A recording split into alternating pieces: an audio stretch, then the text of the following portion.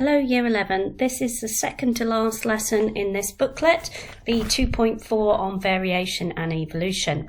And today's lesson is all about these particular creatures that we've got here. So it says, what have all of these organisms got in common? Well, hopefully you should realise that they are all extinct. They don't exist anymore. They're not mythical creatures. They did once exist. So how do we know that they existed? Well, we have fossil records. And in some cases, some of these more recent ones, like the quagga and the dodo, we actually have either photographic evidence from the quagga, or we have actual stuffed specimens that were brought back from Mauritius in terms of the dodo bird. So if the process of natural selection is too slow for organisms to adapt to new environmental conditions, then organisms may become extinct. What's the difference between endangered and extinct? Okay, endangered means there are a few left, but their numbers are so low that they may not be able to reproduce and maintain their numbers. Extinction means that they are gone forever. There are none of them left at all on the planet. So some species currently today on this planet, quite a number of species, are endangered to the point that in the next few years they may risk extinction. So I'm going to tell you a little bit more about two of these organisms, particularly the dodo and the quagga. So if you've heard about the dodo was this bird around about the size of quite a large turkey that you can see here, with a huge beak. And tiny wings. It was actually a flightless bird. It couldn't fly. The wings weren't large enough to actually sustain it lifting off of the ground. So it lived on the Indian Ocean of island of Mauritius, okay, which is east of Madagascar, and it's actually their national emblem, the dodo bird. So its the closest living relative is the pigeon, and particularly the pink pigeon, which still exists on Mauritius today. And the island of Mauritius was uninhabited by humans until 1598. This is when Dutch sailors landed on the island, and within less than 100 years the dodo was extinct. Now you can imagine Dutch sailors, they would have been at sea for many days without proper sustenance in terms of food. They landed on the island, they saw this bird and obviously fancied, I don't know, a spit roast, okay? And he was quite easy to catch, the dodo, because he was flightless. The dodo had not seen humans before, so didn't know that they were potential predators, didn't know to run away, so may not have realised the risk to try and escape. Along with the humans, the Dutch sailors would have brought with them rats that were on their ship. And so these rats then would have come off of the ship onto the land. The dodo laid its nests on the ground because it was flightless, and its eggs would have been quite large and they would have probably been quite nutritious for a rat. And the rats raided the nests, ate the eggs, and as a result, okay, the baby dodos were unable to survive, and very quickly the population declined rapidly. So you can imagine this extinction event for the dodo happened very quickly, okay? So what I would like you to do is to pause the video, and I want you to explain in your own words how the dodo became to be extinct. I don't want you to copy out all of this information, and certainly in terms of the dates and the history, okay, you wouldn't be expected to know that for an exam. It's more about how the dodo became extinct, what were the reasons for its extinction.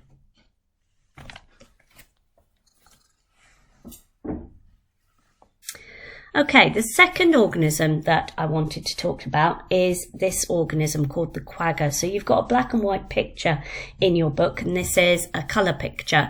And you can see that the quagga looks a little bit like a zebra at the top here and like a horse at the bottom, okay? It's an extinct subspecies of zebra. Apologies, my cat keeps jumping up to try and join us here, okay? So it existed in South Africa, and after the Dutch settlement of South Africa began, the quagga was heavily hunted. First of all, it was hunted because it competed with domesticated animals for forage, so things like the cattle and the goats. But also it was hunted because of its skin. So often animals like this that had hides that had patterns on them, so tigers, leopards, zebra, were hunted so that their skin could be stripped off them for no other reason, okay, so that somebody with a lot of money could show their wealth by saying, well, I killed that animal and I skinned it, and there is its skin or its head on my wall. And this still goes on today, but there are very, very strict rules over hunting animals and actually skinning them and using their skins like this.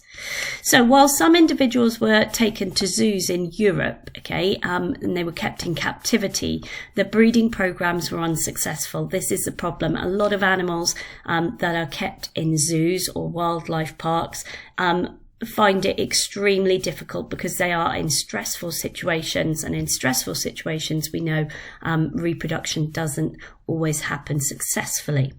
So the last wild population actually lived in the Orange Free State, and the quagga was extinct in the wild by 1878. And the last actual captive specimen died in Amsterdam on the 12th of August 1883. And there's actually photographs of the quagga in the zoo in Amsterdam. Only one quagga was ever photographed alive, and only 23 skins are actually preserved today.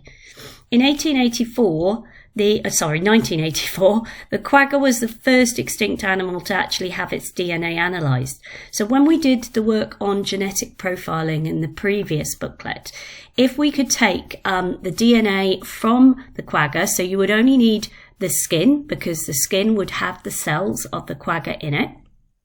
So we could take the nucleus out of a skin sample, or a cell of a skin sample from the quagga. We could take the nucleus out of the cell of a skin sample of a zebra and also a horse, and we can analyse the genetic profile that we get, what we call the genetic fingerprint, okay, to see how similar the DNA is. So the quagga was the first extinct animal to actually have its DNA analysed, and there is something called the Quagga Project, which is trying to recreate the phenotype of hair coat pattern and related characteristics by selectively breeding it with Burchell's zebras, okay? The problem is, if we do manage to recreate the quagga as it existed, okay, there is only a point in that if its habitat can sustain it surviving. So if the food that the quagga eats wasn't there anymore, okay, there would be little point in introducing it back into the wild if it couldn't survive, and little point if humans are going to again continue to hunt it to extinction. So this kind of DNA analysis has actually happened not just with the quagga, but also with some other extinct animals.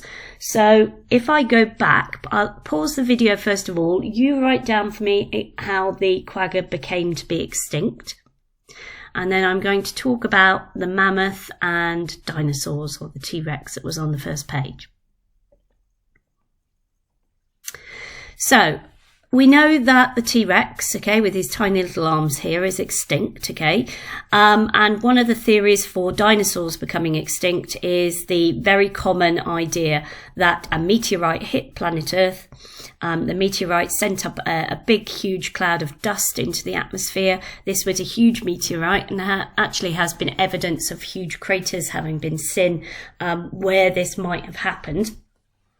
And this cloud of dust prevented light reaching the Earth's surface, and that the plants obviously were unable to photosynthesis and they died first. Because the plants had a mass extinction and death, okay, this meant that the animals that ate the plants, so obviously not T-Rex, but dinosaurs like Diplodocus and other creatures that lived at that time, they were unable to eat the plants, the herbivores, and as a result they died, and there was less food available for our carnivores like our T-Rex here.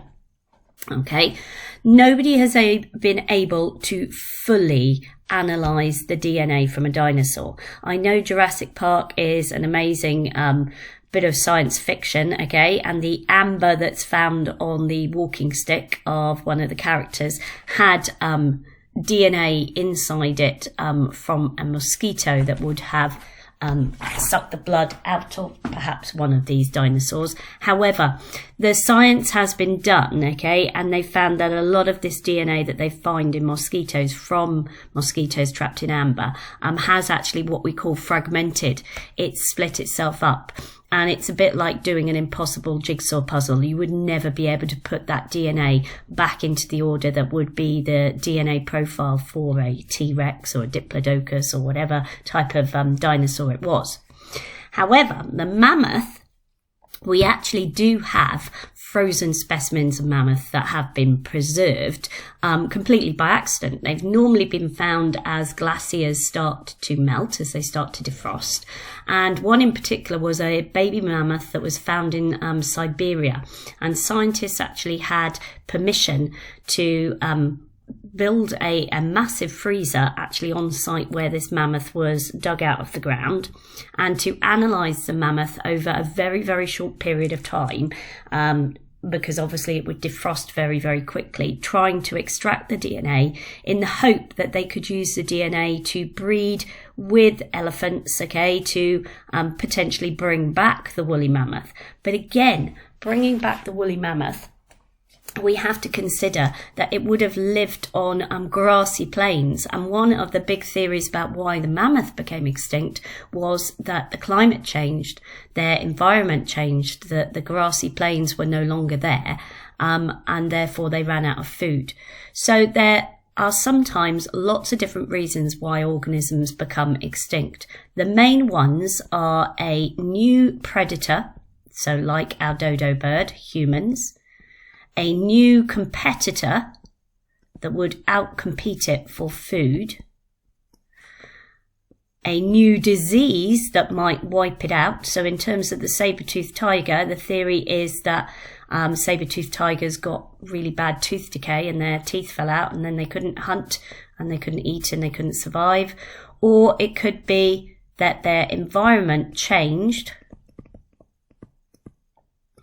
environmental change due to climate, or that they're normally hunted to extinction.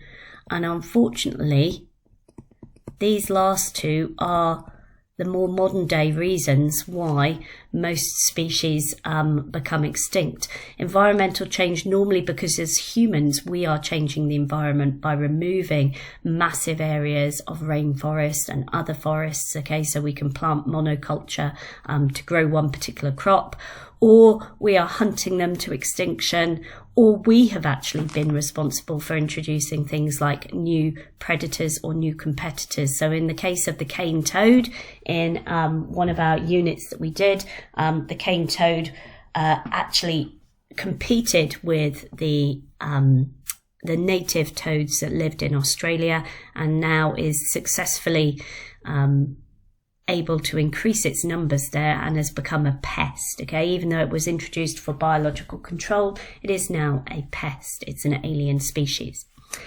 Okay, the next bit of work that I've got for you to do on this is a shorter lesson than some of the previous ones, is on pages 42 through to page 45. There are some practice GCSE questions, okay? So this first one is about the dodo and the kiwi. So the kiwi is the national emblem for New Zealand, and the dodo the national emblem for Mauritius.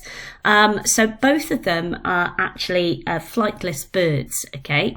So scientists think that these birds that were found on islands came from elsewhere.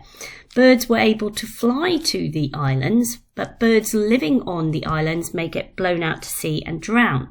Flying uses up lots of energy, so large birds find it difficult to fly, and islands in the middle of oceans have no mammal predators. So this is the information they give you, okay? Some bullet points about these birds. And for the first question, part A, what they want you to do is to use some of this information to suggest how flightless birds evolved on different islands. And this is worth 6 marks. So this would have been the equivalent of a QWC question, okay? Now, I haven't given you very many lines, I'm afraid, on page 42. So if you do run out of space, you can use the inside covers or the back cover of your book to continue your response, or some paper and stick it in. So I want you to pause the video and answer both A and also B, 2 factors that would produce variation. Variation, remember, is differences between birds. So pause the video and attempt this question.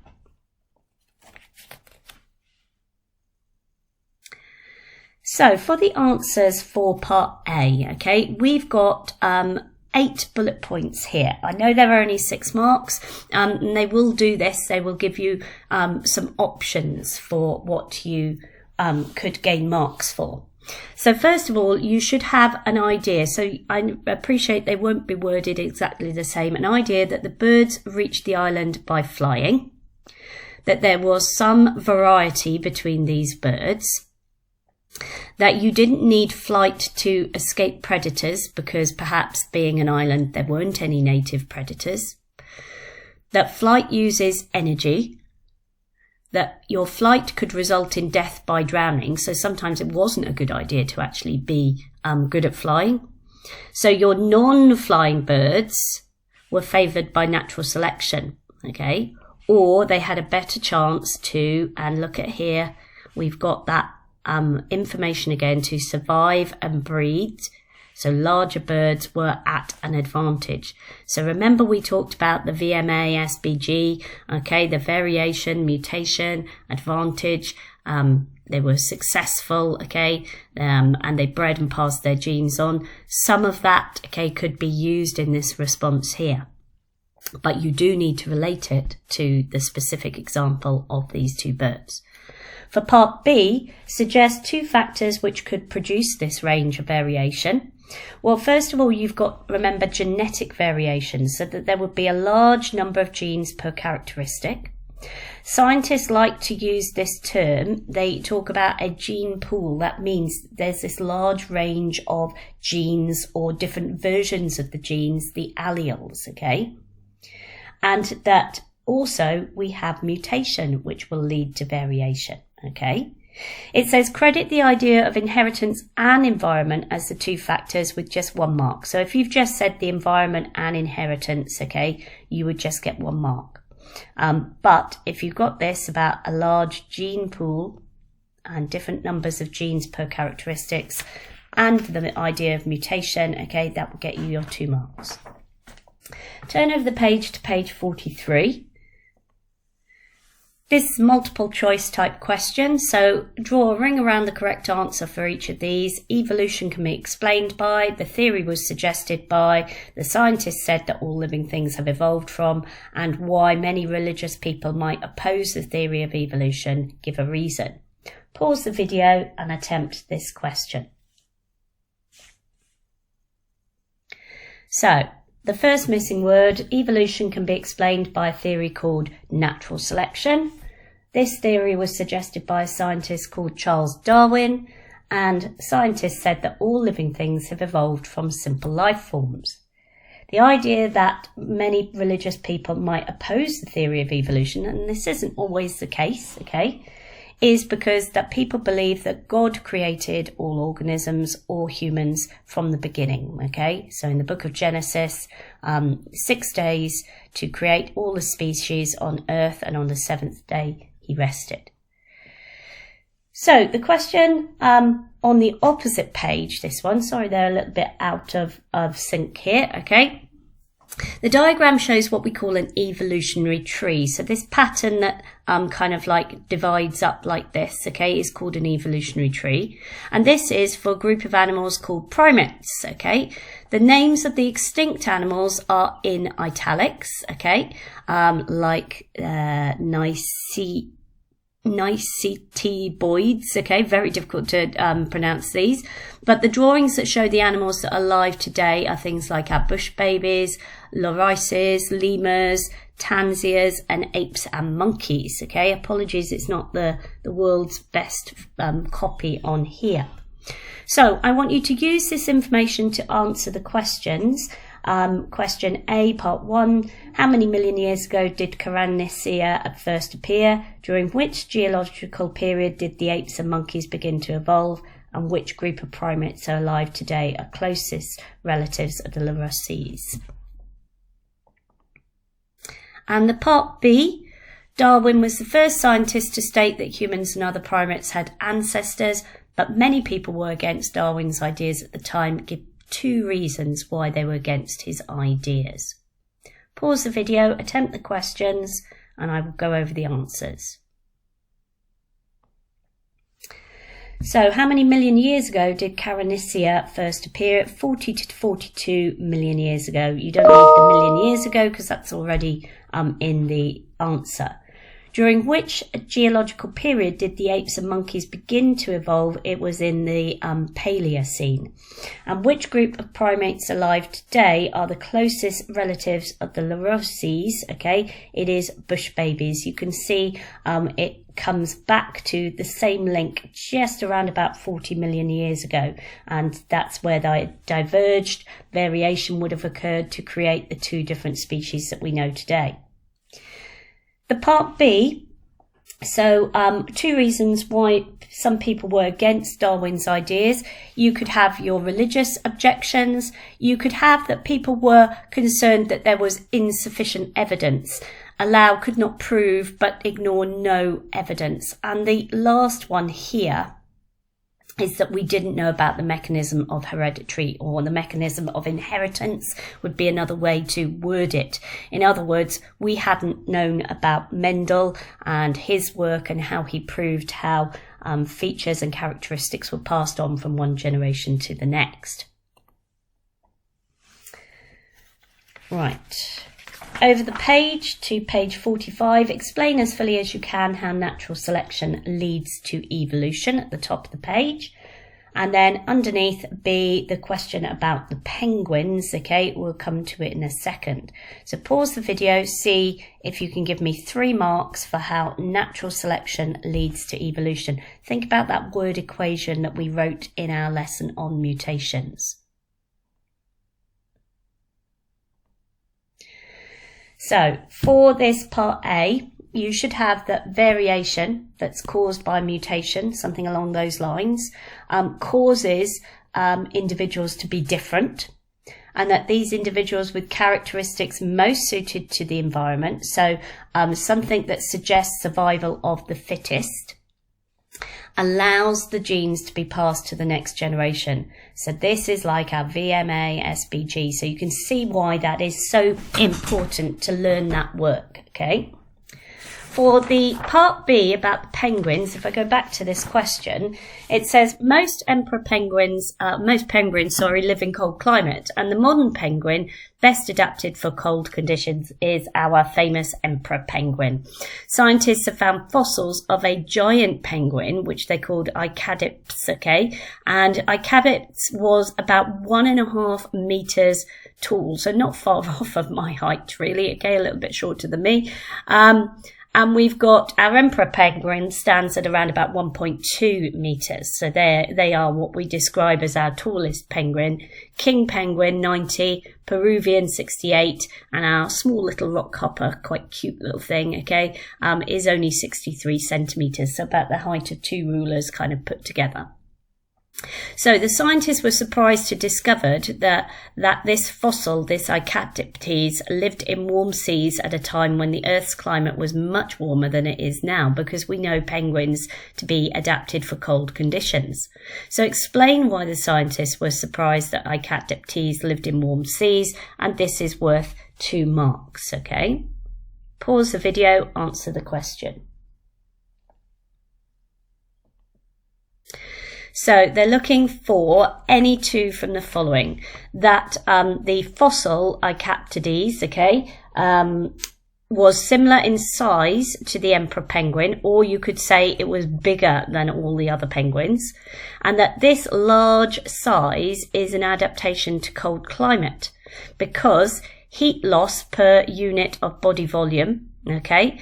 Or you could have said that a smaller surface area to volume ratio, okay? So this is about adaptations. So this is linking in the work that we did on adaptations and surface area to volume ratio in terms of animal size. So if you think of an elephant is a huge animal. It's got massive surface area, and that's to help it lose heat, okay?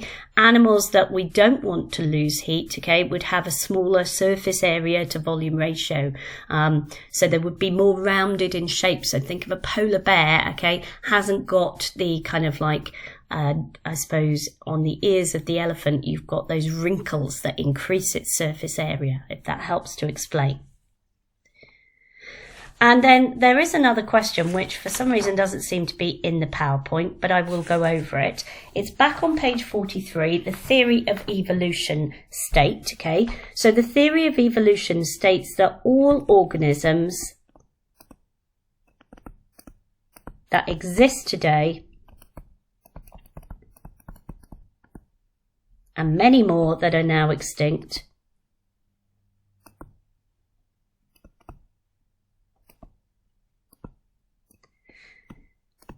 evolved from simple life forms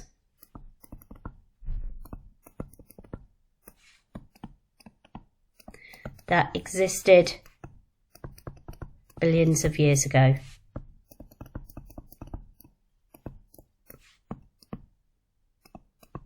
Okay. And for part B, Daphnia are microscopic water fleas. Midge larvae feed on Daphnia. So if you've ever been by a pond in the evening in the summer, you get these midges that will feed on the Daphnia. And they also like to feed on us. They will bite you, okay, and give you itchy skin.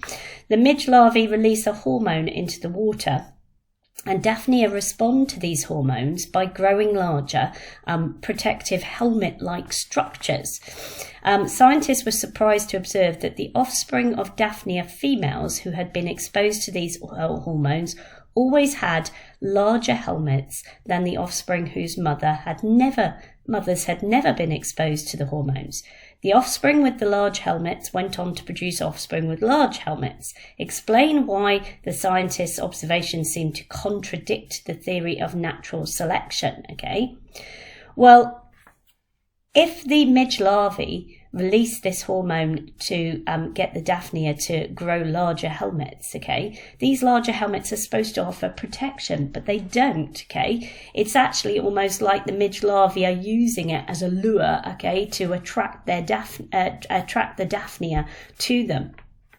So we know that obviously if they had evolved larger helmets, then the offspring would continue to have the larger helmets, okay? But it does contradict the theory of natural selection, because it should be survival of the fittest, that those with a feature that helps them to survive, okay, will be an advantage, and so will be passed on to the next generation. Well, this feature, okay, actually makes them more exposed to midge larvae because of this release of hormone into the water, okay? So that is the end of today's lesson. We have one more lesson left. It is mainly about natural selection over 2 examples, antibiotic resistance and MRSA, and how rats have developed the resistance to warfarin. If I can find the full answer for question A and B from page 43, I will try and put it onto Moodle for you so you can check your answers against it. Thank you, Year 11.